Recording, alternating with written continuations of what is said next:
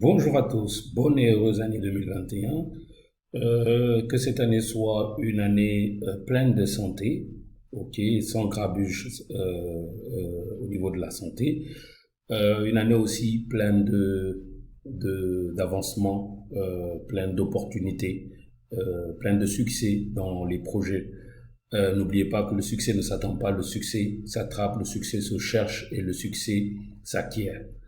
Alors, 2020 a été quand même une année, oui, avec la Covid-19, très difficile, mais pour certains, ils ont su tirer leur épingle du jeu. Alors, 2020 aussi nous a appris beaucoup de choses, ou nous a confirmé beaucoup de choses, c'est que le e-learning, ok, le work from home, télétravail, est un élément fondamental et un élément indispensable aujourd'hui dans l'écosystème, dans l'évolution des écosystèmes. Les banques, euh, aujourd'hui, les banques de développement, les banques commerciales, pour aussi les écoles de formation qui ont su s'adapter, pour les entreprises IT aussi, les autres types d'entreprises qui utilisent la technologie, la messagerie. Donc pour aussi, je le dis, la vague d'émigration vers le Canada, la France, les États-Unis, etc., etc. Alors, je pense que je vais en profiter pour lancer un appel aux jeunes. Ce n'est plus la peine de partir. Je pense que si vous pouvez négocier pour que de ne pas partir, de rester chez vous, de développer votre Afrique, de travailler pour des grandes sociétés tout en restant en Afrique, l'avantage c'est quoi? C'est que la communauté IT aura à bénéficier de vos talents, de vos compétences. Vous pouvez entreprendre localement, travailler à distance. Donc voilà, je souhaite aussi que ce soit vraiment une année de stabilité, une année de progression et une année de challenge et de sous-traitance pour beaucoup d'IT africains. Alors, de mon côté, écoute, je me plains pas. Euh, on est toujours dans le continuous innovation et dans le continuous learning parce que pour progresser, il faut toujours, sur les 365 jours, il faut apprendre chaque jour de nouvelles choses. Donc, l'année dernière, j'avais dit que chaque mois, je devais faire une certification, ok, que ce soit au niveau de Pluralsight ou au niveau de Microsoft. Alors, bonne nouvelle, je pense que pour cette année, j'ai fait 15 Certificate of Achievement et 4 certifications. Donc, ça fait 19 au total. Donc, vraiment, Covid nous a enseigné beaucoup de choses. J'ai été aussi renouvelé en tant que MVP et je lis beaucoup des ouvrages en finance, en intelligence économique, stratégie économique. Bon voilà, je lis beaucoup de choses. Je lis aussi pas simplement l'IT, mais je lis beaucoup au niveau droit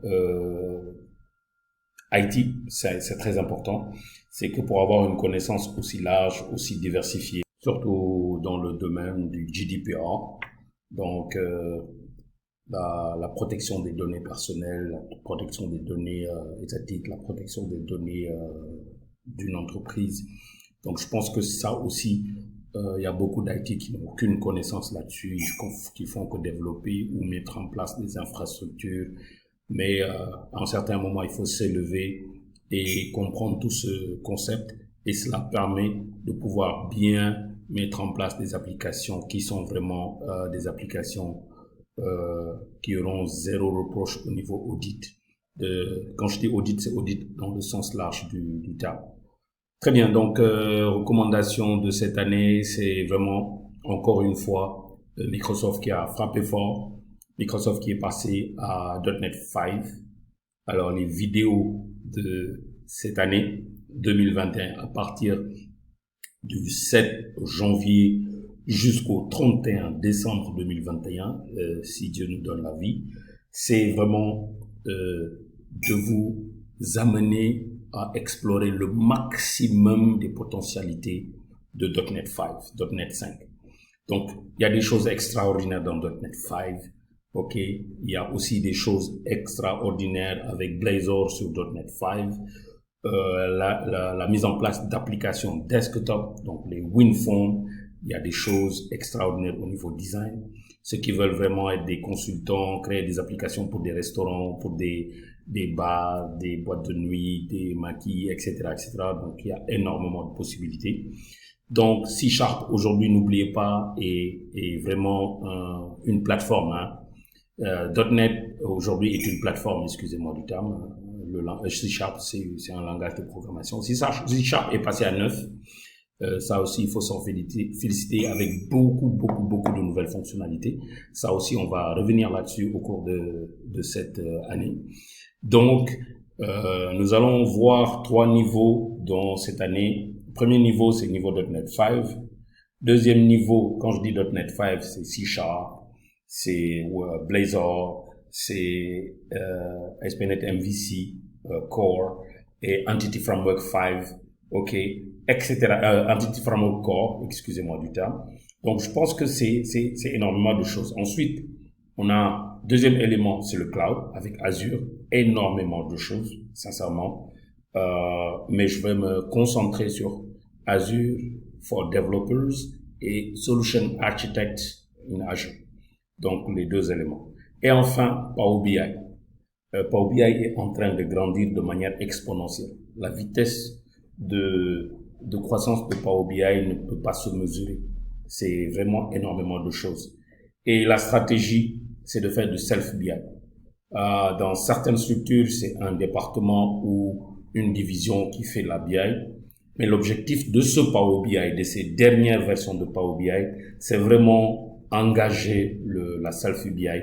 Bien sûr, si vous suivez mes vidéos, vous aurez les requirements, ok, les éléments de base qui vont vous permettre de vous sentir à l'aise dans Power BI, sans pour autant être un expert. Si vous avez un rapport à envoyer à votre boss, à votre supérieur hiérarchique, vous utilisez Power BI. La première réaction, si vous suivez mes cours, quand votre manager va voir votre travail, c'est de dire « Wow ». Donc, nous allons ensemble essayer de achieve ces objectifs pour 2021. Donc, encore une fois, bonne et heureuse année 2021. All the best wishes for all our followers. Beaucoup de succès dans vos projets. Et encore une fois, stay in Africa, work in Africa, stay safe and peace.